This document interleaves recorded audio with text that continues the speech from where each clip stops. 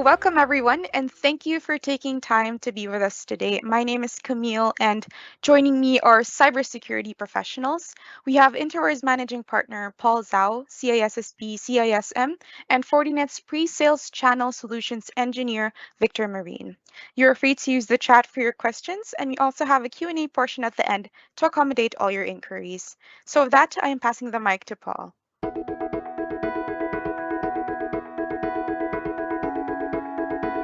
Hi, everybody. Let's just go to the next slide here.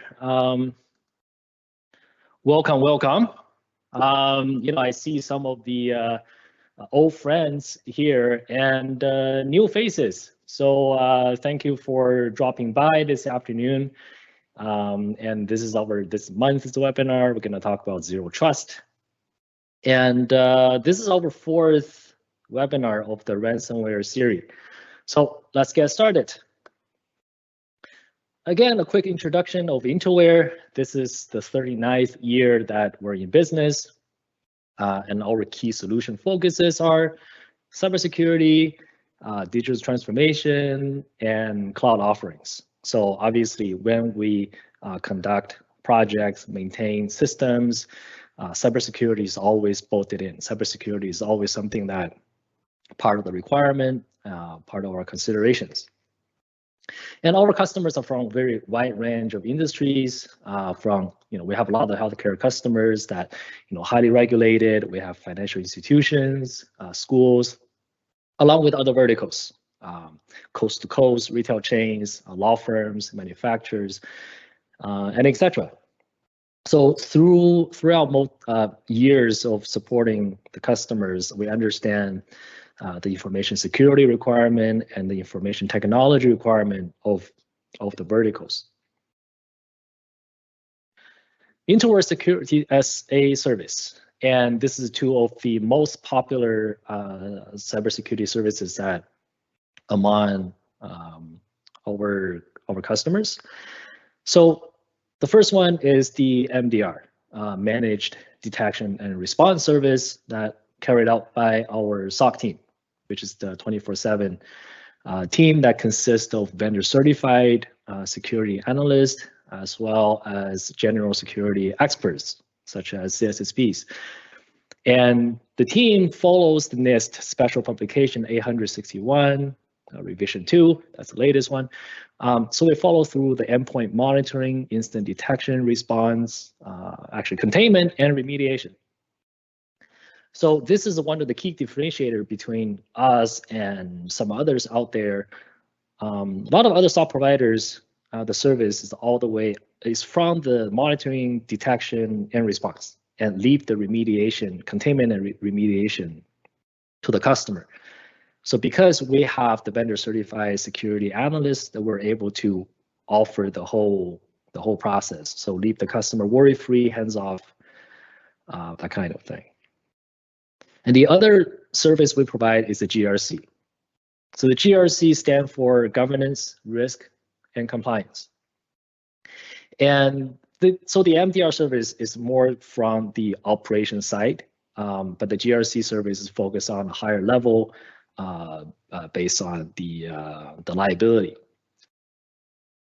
So we have a specialized team of experts that work closely with customers' senior management. So we help them to conduct a risk analysis and a gap analysis, find out, develop the information security strategies, and then help them to define the security and security requirements, help them to build the security policies, and help them to review it annually.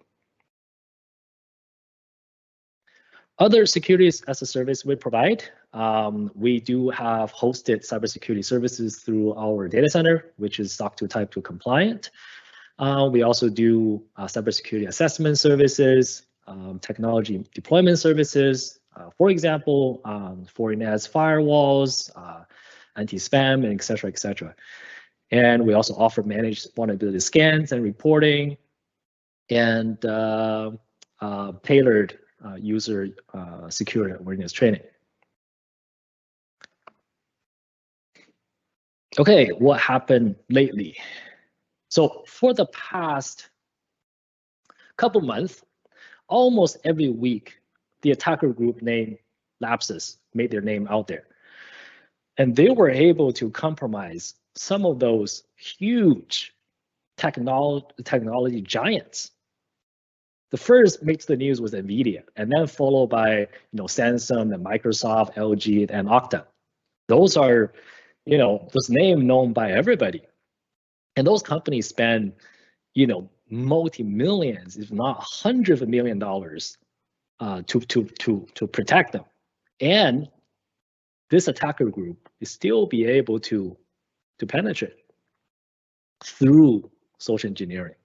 So how they launch the attack are very unique. So they don't just only try to compromise their employees, but they also try to find out what are the third parties that work with those companies and compromise those contractors in order to get in. So I'm gonna bring the Colonial Pipeline attack again. This happened almost a year ago now, because today we're gonna talk about Zero Trust. So what happened to Colonial Pipeline? Just refresh a little bit. It's a really long pipeline in the States on the East Coast. And because this ransomware attack launched by the DarkSide attacking group, they were down for over 6 days. So what happened originally is day 0, they found the compromise, the indicator of a compromise of their IT environment, so regular network. And then because they want to make sure it's play safe because they relate to the national infrastructure, they just shut the whole pipeline down to ensure that their OT environment is not being affected. So OT environment, as we know, are operation technologies. The controllers, the SCADA systems, control the flows and stuff like that. So they shut it all down for over 6 days. And at the end of it, people in the state of New York, they don't even run on gas. So in both, lapses, those attacks and Colonial Pipelines, it's all happened from the malicious insider. And we're going to talk about that further. Threat landscape. So in the past, we talked about, last year, the ransomware attacks are so frequent that as frequent as every 11 seconds. And the next two are very horrifying too. That is almost 3/4 of the threat detected last year were zero-day malware. Never seen it before. Still a lot of companies, their intrusion detection, intrusion prevention system, as well as their antivirus are still based on the signature-based, based on the dictionaries. But a lot of those attacks and the malwares are 0 days. Never seen that before. And the zero-day vulnerability remain unknown for almost 5 months. That is very bad. You can have a vulnerability, a zero-day vulnerability existing in your network today that nobody knows. Only the attackers know. So by the time that those kind of vulnerability made to the public, it's too late. During this time window, that attacker uses the vulnerabilities for exploits. So some of the example, say last year was Microsoft Exchange, right?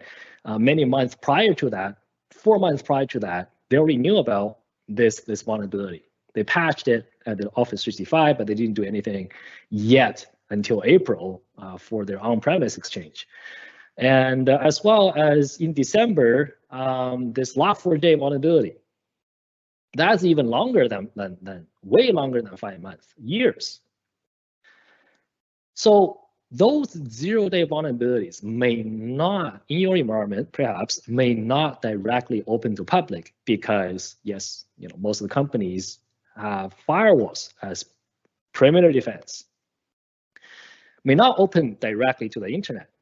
However, through the increased social engineering attacks that once the attacker obtain a foothold inside of your environment, wow, those vulnerabilities are widely open.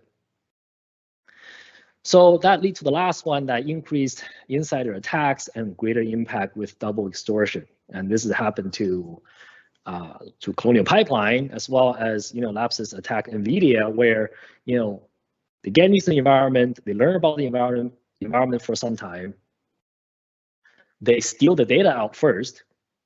So the first extortion is, okay, pay me so that I don't disclose your information, or meet certain demands, I don't disclose your information. And the second one is before I leave, I cover my tracks and I launch the ransomware and I ask you to pay me again to decrypt it. So, well, this is almost an old saying already. Ransomware, or a lot of cyber attacks that use ransomware. So the cyber attacks are not a matter of if, but when.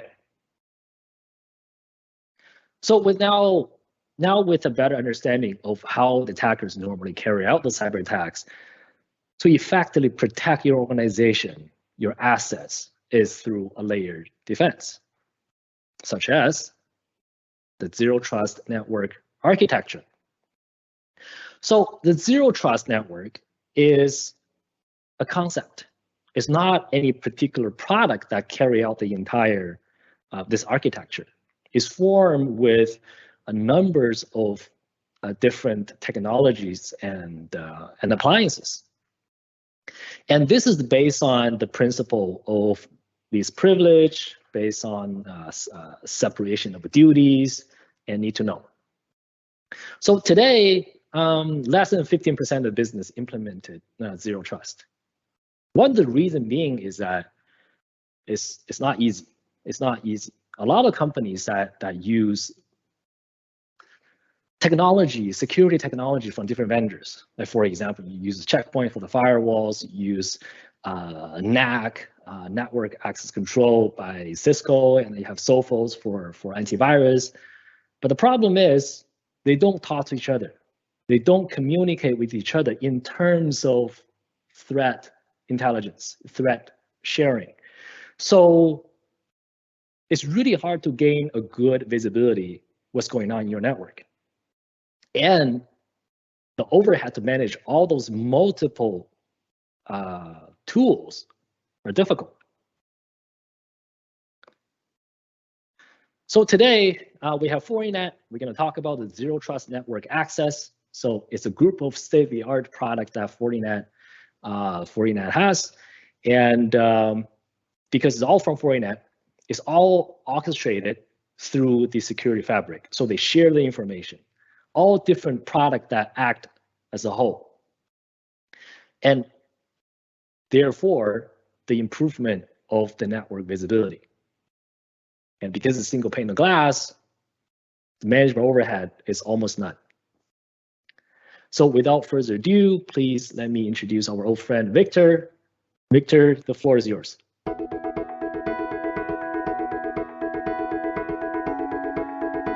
Hello, everybody. Thank you, Paul, for that introduction.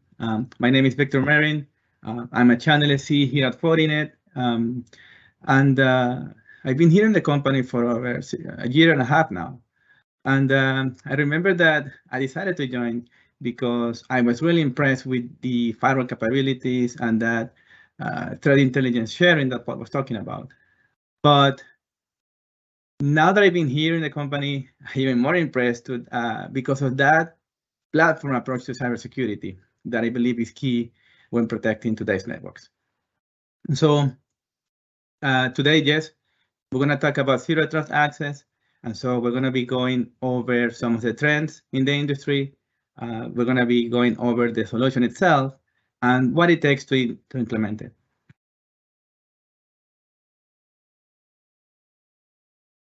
So without further ado, what is Zero Trust and why are we really talking about it? In today's age, Zero Trust is it's a term that a lot of people have heard about it, and maybe they have an idea of that there's something around not trusting folks, obviously, but there's still a lot of confusion. And as Paul was mentioning, you can still see that less than 15% of the companies are implementing Zero Trust. Now, I'm sure most of you will be identify with some of the trends that we're seeing on the slide right now. But what's behind Zero Trust, and by the way, this was a concept that was introduced over 10 years ago, is really the evolution of the workplace and recognizing the fact that there's more people working remotely. There are more and more devices showing up on the network, and the way the networks are being architected is really changing from an on-prem location where you would have your applications being stored. That's been changing to really a more of a hybrid environment in which you're going to have applications being on GCP or applications being on Azure. And obviously, of course, some of the legacy applications that are still remaining on your legacy data center. So fundamentally, it comes down to the idea that this old architecture of having a secure / safe data center in which you will then build a perimeter around, and then you will trust things that were from the inside, and then you wouldn't trust traffic or things connected from the outside. That was maybe true 20 years ago, but in reality, network architectures are changing to a much more of a mesh environment. And so what I mean by that is that we have the remote access edge, we have the SaaS applications, we still have the data centers and your main office and the branches, and we have all these things. But the idea of establishing what is to be trusted based on where someone is, or based where where I'm connecting from, that's really, I think that is a failure, because in reality, the attacks can come from anywhere, and we really should be focusing on treating these edges as untrusted.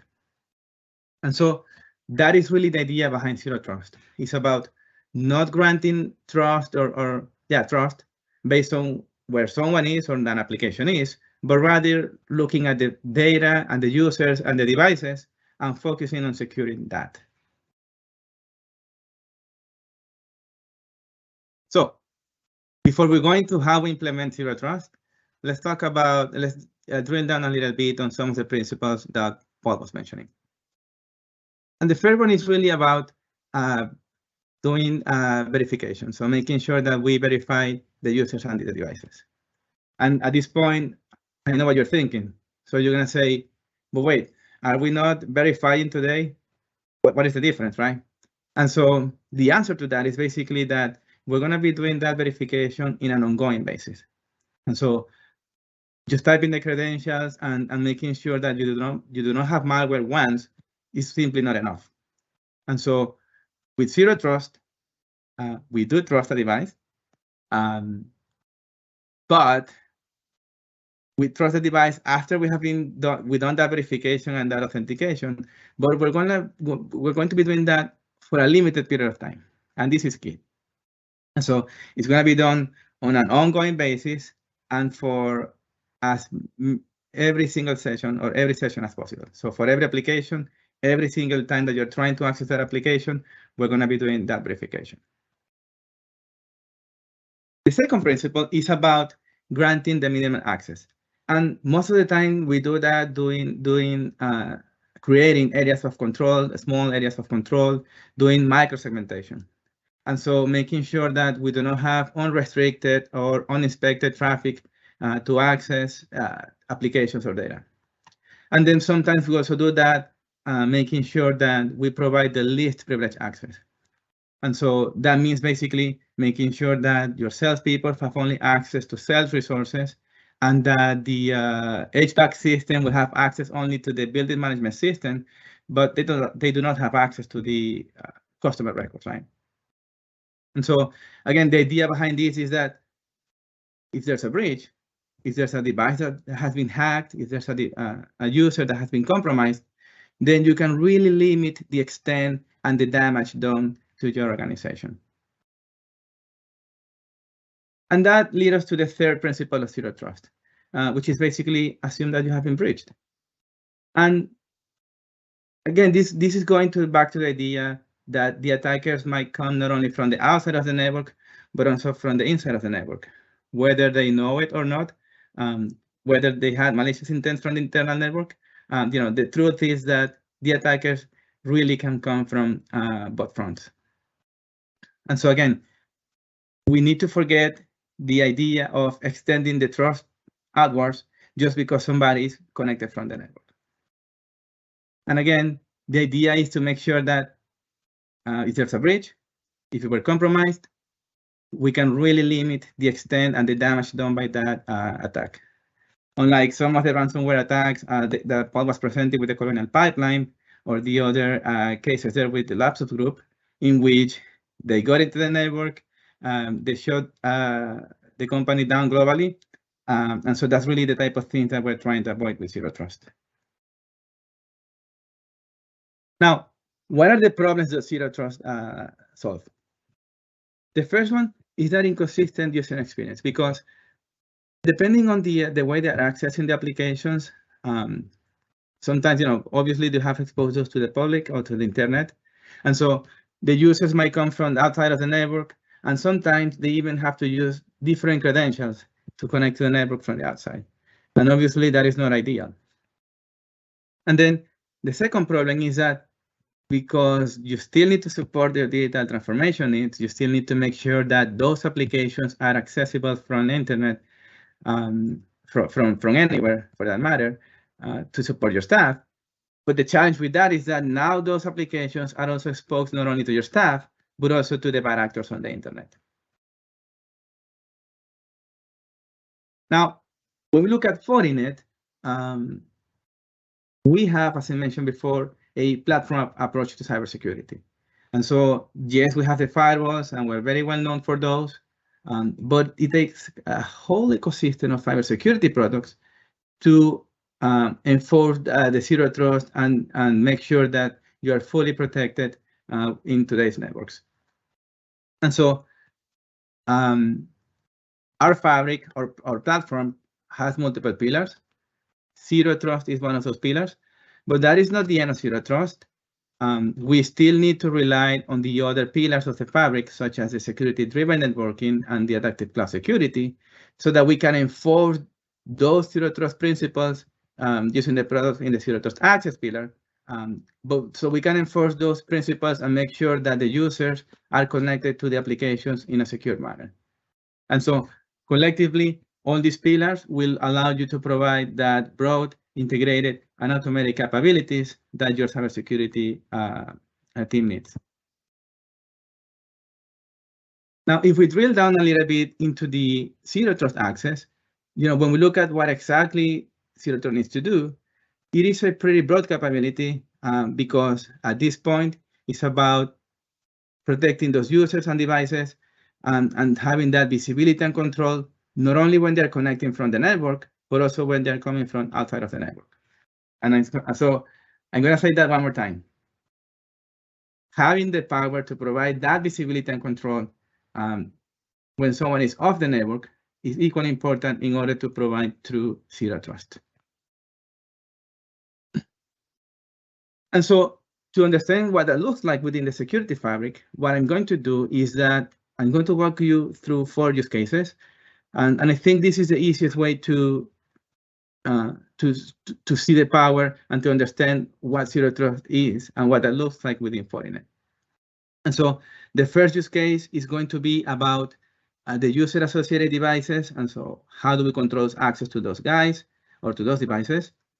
Then the second one is about the headless devices that do not have a user associated to them. Then we're going to go through the off-network situation. So how do we control access when the users are not connected directly to the network? And then finally, we're going to talk about a new Zero Trust capability that is about controlling access to the applications. The industry term for this is called ZeroTrust Network Access, or ZTNA. And so let's talk about each one of these. So the first use case, I think this is the easiest way to understand the Zero Trust principle, because most of the people will be familiarized with this use case. This is about who is on the network. And so, as Paul was mentioning, Zero Trust is not a single product. It's more a mindset, it's a framework. I used to call it, I like to call it just a journey into the cybersecurity. And so most of the people, they have some form or elements of zero trust. And when they talk about it, it's basically talking about how do we bring more zero trust into the network. And so again, the first use case is on knowing who is on the network. And I think that today, everybody can say that, yes, we have a way to identify and make sure that only the employees are allowed to connect. And don't get me wrong, that is a very good start.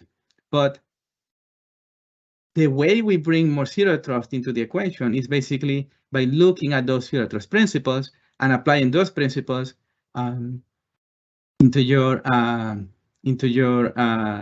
system to know who is on the network.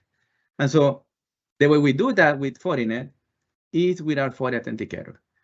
And so our Forti Authenticator is our common authentication and identity verification point that is using our two-factor authentication product, which is the Forti token.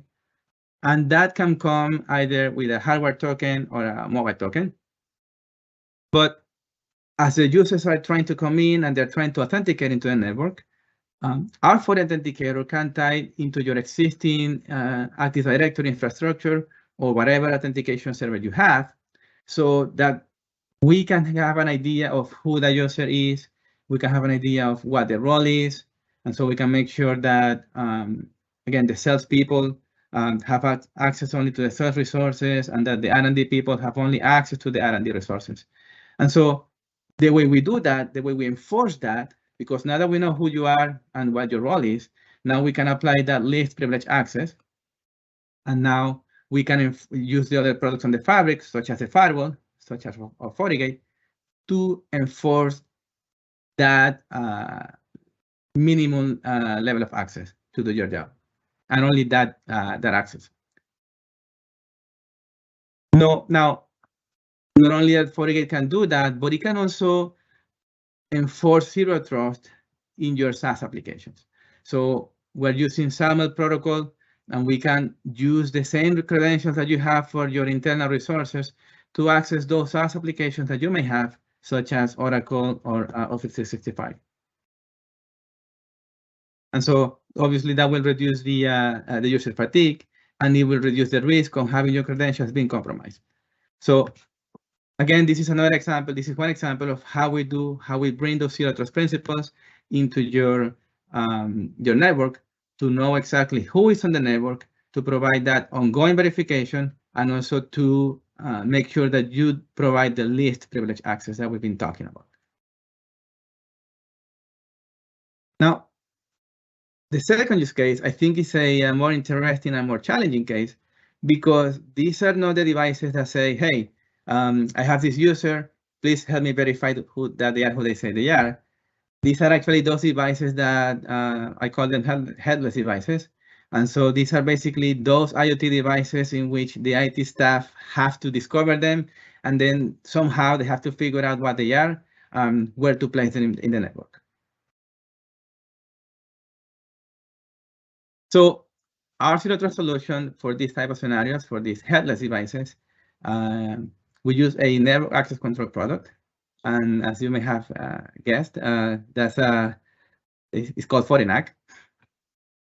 But our FortiNAC, our network access control product, is different than our vendors out there because it's using a network orchestration approach.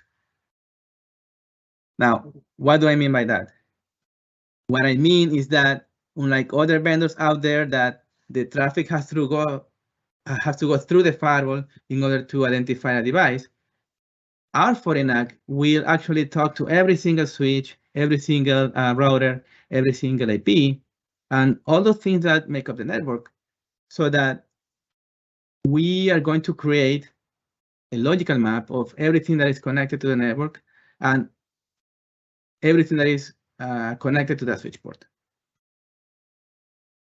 Now, we do that. We can do that with 20 different ways, 20 different techniques that we use to identify and profile the device.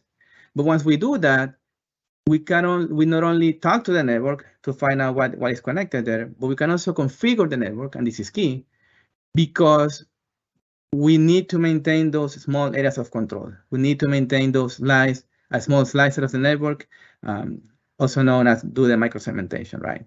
And so this is key because the networks change, right? As you know, when you are on the Wi-Fi, you are roaming through different buildings, you show up on one IP, and eventually you show up on another one. But that's equally true with the wired connections, right? You may have one device connected here on this port, and then somebody goes in and disconnect that port and reconnects it into the wrong port, but not with Fortinet. We do not have the concept of a wrong port because, again, we're always monitoring the network, we're always discovering devices, and then once we identify those devices, we can configure the network to make sure that we can maintain those small portions of the network, those small slices of the network. And that lead us to our third capability of Fortinet, which is that continuous monitoring, that continuous response, always watching the network and making sure that we can take automated actions if something should happen. Now, to walk you guys through what this looks like, I have two examples here. The first one is basically about the process of discovering a device. So in this example, I have a printer connected to the network. The switch will send a notification to the Fortinet and will say, hey, I have a new link up. And so Fortinet will say, okay, what is the MAC address that is connected to your port? And so the switch will send the MAC address to the Fortinet. The Fortinet can then make a vendor OUI lookup just to see, who the vendor is, who the manufacturer is. And you can see that, okay, yes, this is a device that is manufactured by Alchemy Corporation. And then we can also say that these MAC addresses are usually used by printers. Okay, so switch, what are the TCP ports that are being used by this device? And so the switch will send the TCP ports that are used by the printer. Fortinet will say, okay, yes, this looks like it's being manufactured by the printer, by a printer vendor. The device is using printer-like ports. What if I browse to that IP address that was assigned to that device? And so Fortinet will say it can parse that web page and can see that it has written somewhere, Acme Corporation printers. And so at that point, Fortinet will say, okay, this device has a MAC address from a printer. It is using ports to communicate that are used by printers. And if I browse to the web page, it will tell me that it's a printer. So it looks like a printer, it's behaving like a printer. I'm going to provide printer level access to the network. So this is happening in seconds, and that's not the end of it. Let's say an auditor comes in and they want to spoof the MAC address. They want to see whether they can get into the network just by impersonating that printer. And so the auditor will come in, they'll disconnect the printer, they connect their laptop, they spoof the MAC address, and so he may think that he's going to have access to the network. But not with Fortinet, really, because Fortinet is going to go through the same process of discovering, profiling the device, and then, based on the policy, provide the level of access. And so in this case, Fortinet will say, okay, yeah, this is a MAC address that we have seen before. What about the TCP ports? And so the switch will send the new TCP port or additional TCP ports, and Fortinet will say, okay, this looks weird. How about I browse to the web page on that device? And so Fortinet will say that there's no response or the response is different. And so at that point, he's going to be able to determine that this is just the MAC address from the printer vendor, but it's not really behaving like a printer. And so it's going to be able to quarantine the device. And not only that, but it's going to be able to notify the SOC team that, hey, there's someone here, or there's a device here trying to impersonate a printer. This device is connected to this port, to the switch on that building. Please go ahead and check it out. And that reminds me, so don't think that this is a hypothetical example. The reality is that we do get a lot of calls from our customers and a lot of calls from our partners that they say, hey, you know what, I failed the audit. Can you please help me? And the answer is, yes, we can. Now, the second example is about a user bringing an infected laptop to work. And so Paul went to, well, not Paul, but someone went to to a Starbucks. They got something more than a latte, and so they go back to the office. They had a company issue laptop, and so they should be allowed to connect. But in this particular example, I just wanted to show you the integration capabilities. And the reason for that is that FortiNAC itself doesn't have antivirus capabilities, but it can, again, talk to other products in the fabric. So we can, so in this particular example, the firewall, when the computer is trying to spread the malware throughout the network, the firewall will see that traffic and it's gonna send a notification to FortiNAC to quarantine that device at the access layer, meaning, at the AP level or at the switch level. And so again, this is another example of how we're doing that ongoing verification and providing that least privilege access, even for the headless devices that do not have a user associated to them.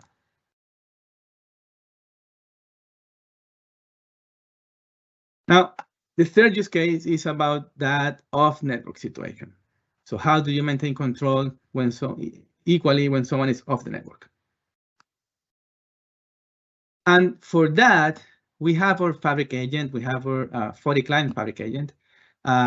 We can use that to enforce those ZeroTrust policies of control, managing the URLs, so employees don't go to malicious websites when they are off the network, or when they are at Starbucks, or when they are at an airport, what have you.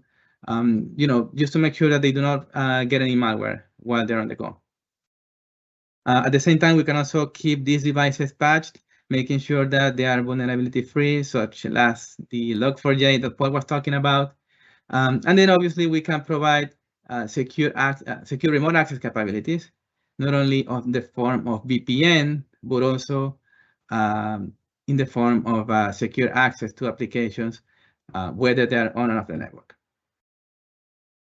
And that actually leads me to the last use case of today's session, and this is about that new capability of Zero Trust. Again, this is called ZeroTrust Network Access, or ZTNA. And we believe that over the time, it is going to replace the VPN for remote access. So just to be clear, the VPN for remote access, side-to-side VPNs are not going anywhere in the near future. But we do believe that over time, customers should be moving towards ZTNA for remote access. Now, the way it works is that the users are going to be connecting through the application through the Access proxy. And so now in the diagram here, I'm showing that the user could be in a variety of locations. So we have the remote user, an airport, coffee shop, whatever. Then we have the branch office or the corporate office, and then we have even the data center on the campus, right? So as they are trying to connect to that application, that could be anywhere as well, that connection is going to be done through the Access proxy. And so one key piece here that I want you guys to understand is that every time that the user is trying to launch that application, there's going to be a secure tunnel created for every single session. Not only if the user is on the go, but also when the users are inside of the network. And again, because we're following the Zero Trust principles of assuming that we have been breached, and we shouldn't be trusting the connections because it's coming from inside of the network. Now, that connection request, once it arrives into the Access proxy, which by the way is running FortiOS, at this point is where we're going to do that security posture check, is where we're going to verify who the user is. We still haven't accessed the application. We still haven't been granted that access. Prior to that access being granted, we're going to be doing that verification. We're going to check the security posture. We're going to check who the user is. We're going to issue second factor authentication. We're going to check the role of the user so that we can provide the least privilege access. And so, again, this is going to be done for every single session and for every time that you're trying to access an application.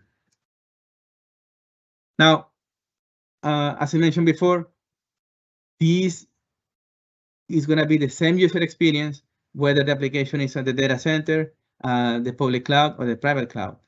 And more importantly, if these applications are on the public internet or in the public cloud,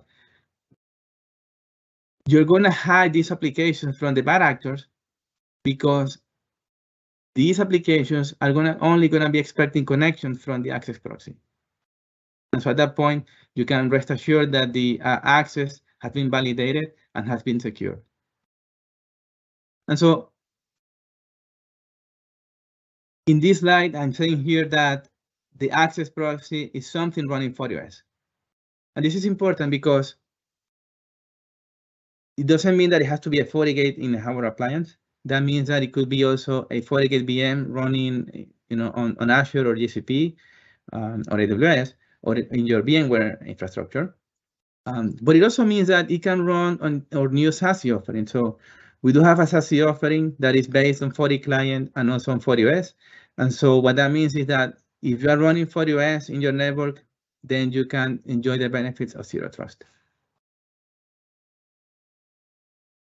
Now, some of the advantages over the competition here is that first, we're leveraging the existing investment that you have with your firewalls, right? And the reason I say that is because with the other vendors out there, most of the time they implement CTNA as part of their SASE offering only.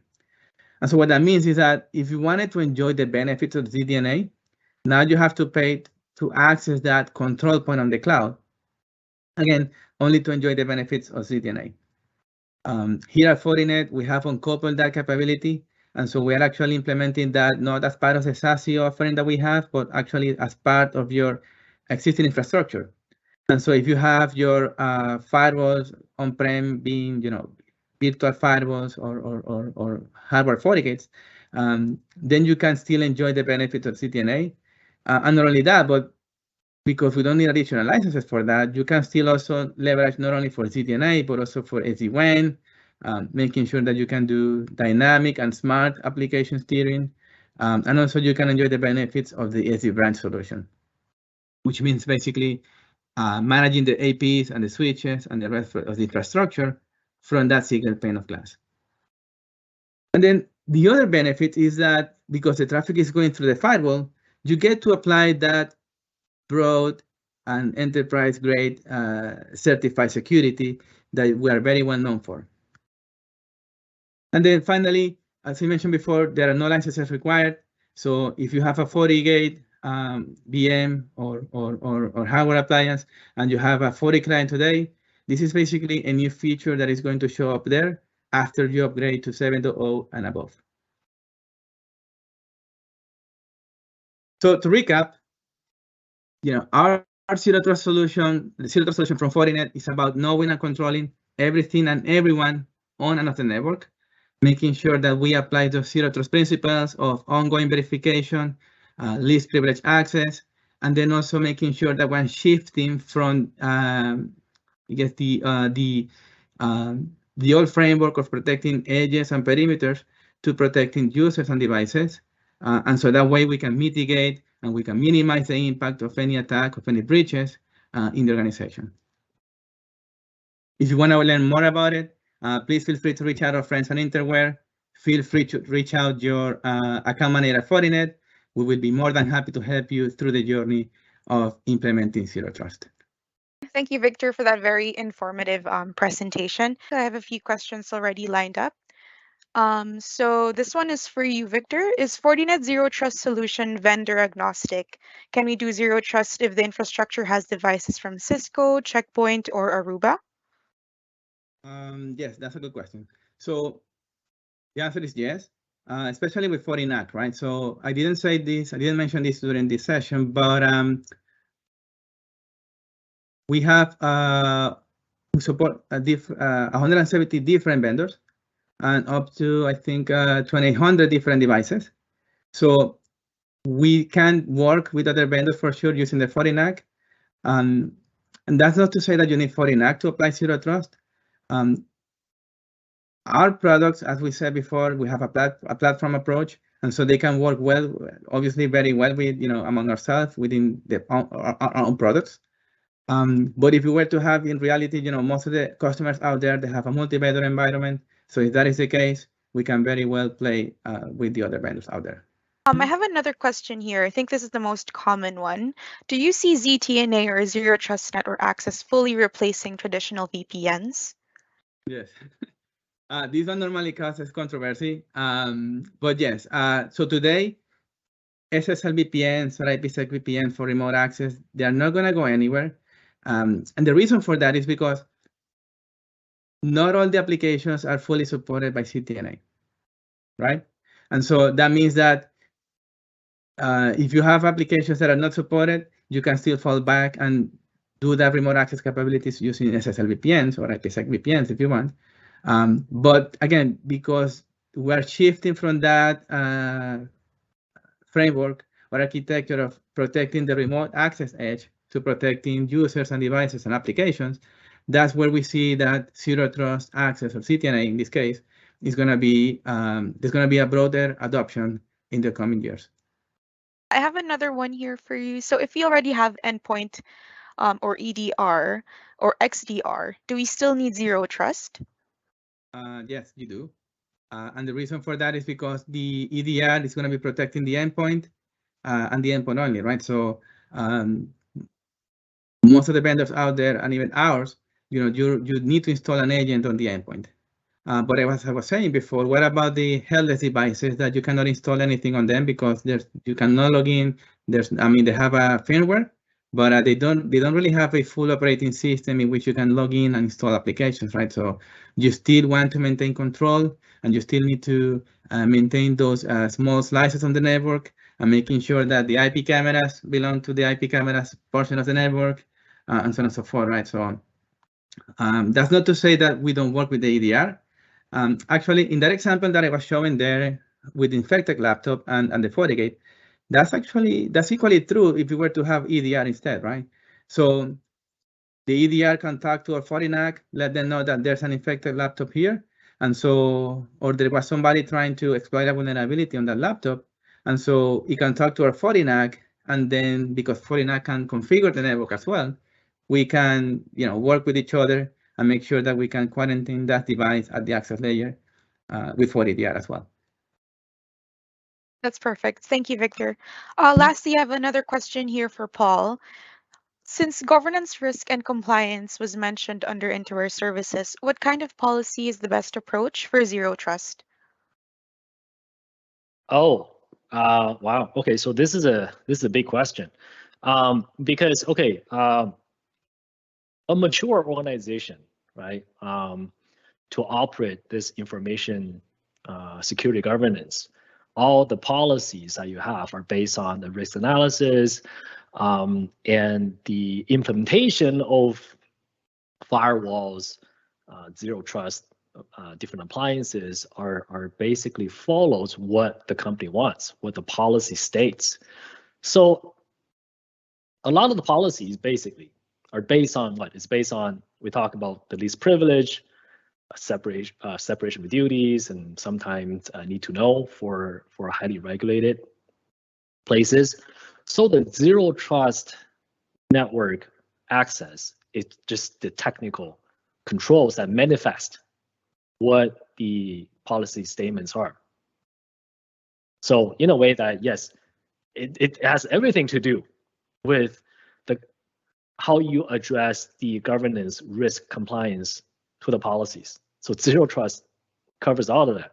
That seems to be all the questions for this webinar.